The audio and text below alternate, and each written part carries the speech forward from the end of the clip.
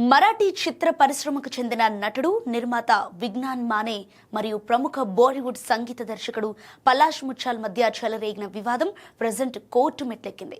తనపై నిరాధారమైన వ్యక్తిత్వ హననానికి పాల్పడేలా ఆరోపణలు చేసినందుకు గాను విజ్ఞాన్ మానేపై పలాష్ ముచ్చాల్ ఏకంగా 10 కోట్ల రూపాయల పరువు నష్టం దావా వేశారు. ఈ వివాదానికి మూలం విజ్ఞాన్ మానే చేసిన సంచలన ఆరోపణల్లో ఉంది. సినిమా పెట్టుబడుల పేరుతో పలాష్ తన వద్ద నుండి 40 లక్షలు తీసుకుని మోసం చేశాడని, ఆ నగదును తిరిగి అడిగితే స్పందించడం లేదని మానే ఆరోపించారు. కేవలం ఆర్థిక లావాదేవీలకే పరిమితం కాకుండా పలాష్ వ్యక్తిత్వ జీవితంపై కూడా మానే తీవ్రమైన వ్యాఖ్యలు చేశారు. భారత మహిళా క్రికెటర్ స్మృతి మందన తండ్రి ద్వారా తనకు పలాష్ పరిచయమయ్యారని, వారిద్దరి వివాహ నిశ్చయమైన సమయంలో పలాష్ మరో మహిళతో పట్టుబడడమే పెళ్లి రద్దుకు కారణమని మానే పేర్కొన్నారు. ఈ ఆరోపణలు సోషల్ మీడియాలో మరియు మీడియా వర్గాల్లో దావానాలంలా వ్యాపించడంతో పలాష్ ఇమేజ్కు తీవ్ర భంగం వాటిల్లింది. దీనిపై స్పందించిన పలాష్ తన న్యాయవాది శ్రేయన్స్ మెఠారేతో కలిసి ముంబైలోని అంధేరి కోర్టును ఆశ్రయించారు. తన కెరీర్ను పరువును దెబ్బతీయడానికి మానే ఇలాంటి అబద్ధపు ప్రచారాలు చేస్తున్నారని ఆయన వాదించారు.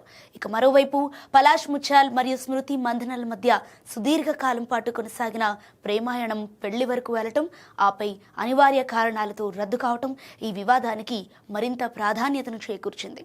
వీరిద్దరూ తమ సంబంధంపై అధికారికంగా స్పందించినప్పటికీ కూడా పెద్దల అంగీకారంతో జరగాల్సిన వివాహం అర్ధాంతరంగా ఆగిపోవటంపై అనేక ఊహాగానాలు వ్యక్తమయ్యాయి. ఈ క్రమంలో విజ్ఞాన్ మానే చేసిన ఆరోపణలు అగ్నికి ఆజ్యం పోసినట్లయ్యాయి.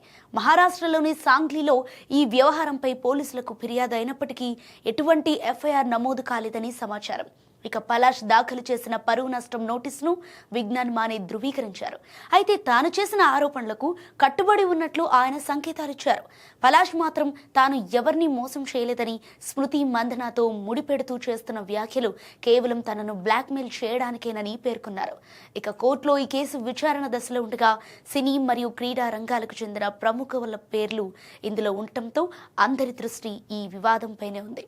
తనపై వచ్చిన మచ్చను తొలగించుకోవడానికి పలాష్ చట్టపరంగా ఎంతవరకైనా వెళతానని స్పష్టం చేయడంతో రాబోయే రోజుల్లో ఈ కేసు మరిన్ని మలుపులు తిరిగే అవకాశం కనిపిస్తోంది.